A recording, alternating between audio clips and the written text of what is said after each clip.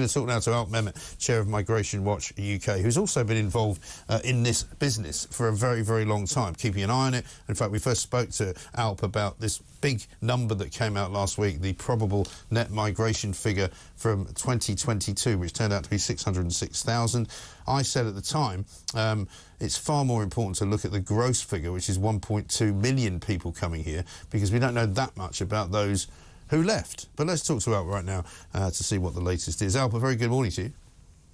Good morning to you, Mike. Thanks very much for joining us. I mean, this story has literally ballooned into, you know, the front pages of every newspaper, the top of the news agenda everywhere that you look, not least because of the kind of spiralling out of control that seems to have happened in the past 5 years.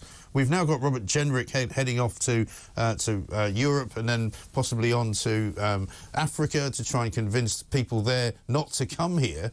I mean, I don't know whether you think that's a ridiculous notion in the first place, but we get a story every day now about something bad about immigration. Well, the worst thing about immigration, it's not the migrants coming, although some of them are bad eggs, to put it mildly, but it's the scale, the numbers. A sensible, measured immigration, of course it's going to take place, and of course it needs to happen. But the fact is that the scale that is happening on at the moment is not in our interest, it's not in anyone's interest, including those who are coming to find a better life here. And that, I'm afraid, is where you said the politicians want to tell us what they want to do about these things. Isn't it about time that they actually did what the people wanted them to do about it? And every 4 or 5 years we get an election and they turn up on the doorstep and nod wisely and sagely and say, don't worry, we will provide everything that you want and do everything that you want. And then nothing, absolutely nothing. And I agree that our leaders, our politicians, frankly, they don't give two hoots about what ordinary people think. That's what's got to change.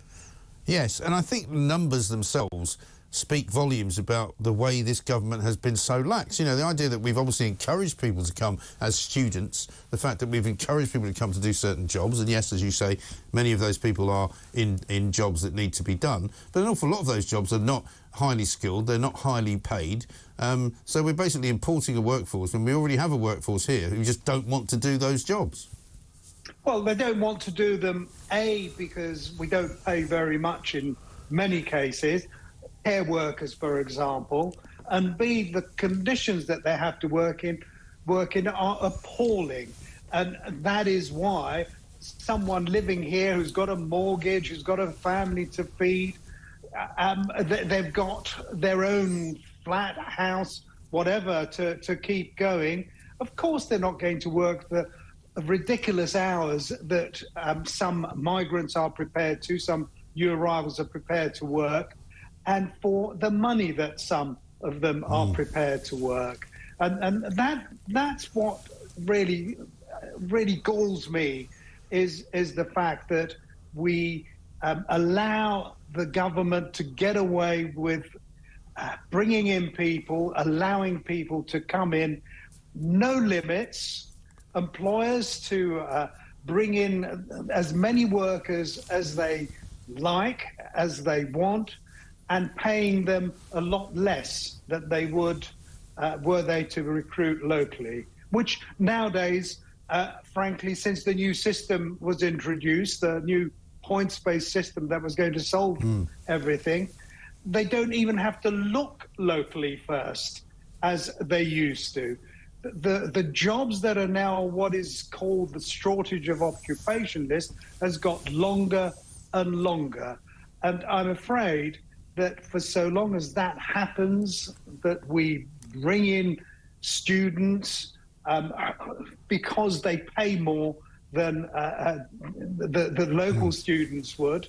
That's the only reason why we focus so much, our universities focus so much on overseas workers. But then, having brought them in, then we allow them to stay here 2 years after graduating, at least 2 years, to work really in any job, whatever the pay and whatever the skill levels. And if they're bringing dependents with them, there's a pretty good chance that they'll be staying here forever, isn't there? Well, we know that a sizable proportion do stay on. I don't know about forever, but certainly long term. Yeah. They do stay here, and the postgraduate, anyone who comes here to do a 9-month postgraduate degree of some sort, has been able to bring their family. Well, the government says we're going to do something about that. We'll see what happens in the end. Yeah. But, well, they should really. Listen, we're about to run out of time, Alp, I'm afraid. You've got a petition that you want people to look at. Tell us about that. Yeah. The petition, frankly, is the people's opportunity. It's their opportunity to say enough is enough. Over 20 years, we had a population increase of 8 million, and nearly 7 million of that was the result of immigration in one way or another. People coming here or the children of migrants.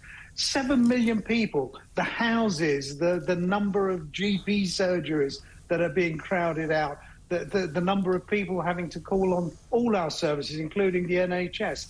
That's phenomenal. Yeah. And we've got to bring it back. Please sign our petition to send a clear message to the government.